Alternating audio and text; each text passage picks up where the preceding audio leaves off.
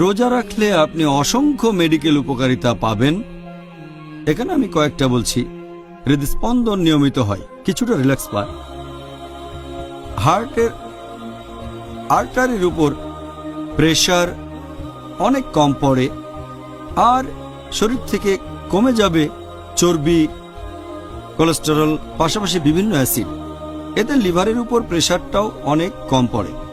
রোজা রাখলে হজমের বিভিন্ন গ্রন্থি থেকে যে রস সেটা নিঃসরণও কমে যায়, আলসারের সম্ভাবনা কমে যায়, কিডনিতে পাথর হওয়ার সম্ভাবনা কমে যায় যদি কেউ রোজা রাখে।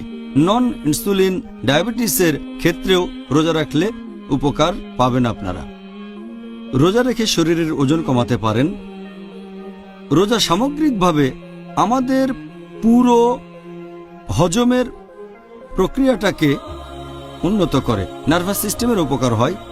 রোজা রাখলে শরীরে টক্সিনের পরিমাণ কমে যায়, শরীরের রোগ প্রতিরোধ ক্ষমতা বেড়ে যায়। রোজা রাখলে তাড়াতাড়ি শরীর বুড়িয়ে যাবে না। রোজা রাখলে আমাদের আয়ু বেড়ে যেতে পারে। রোজা রাখলে আমাদের শরীরে বেশি করে টি সেল তৈরি হয়, যেগুলো জীবাণু ধ্বংস করে। আর রোজা সামগ্রিকভাবে আমাদের শরীরকে মেরামত করে নতুন বানিয়ে ফেলে। এছাড়াও রোজা রাখলে আমরা অনেক রোগ থেকে মুক্ত হতে পারি।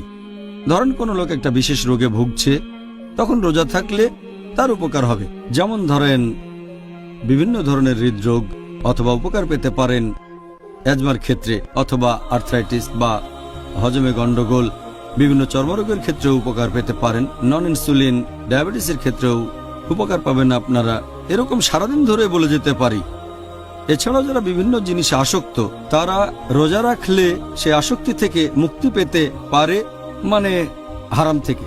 হয়তো মেডিকেলীয় জিনিসটা খারাপ, যেমন ধরেন ধূমপান, অথবা কেউ হয়তো অ্যালকোহলিক, অথবা কেউ হয়তো একেবারে চেন স্মোকার। রোজা রাখলে সে এই বদভ্যাস ত্যাগ করতে পারে, এই আসক্তি।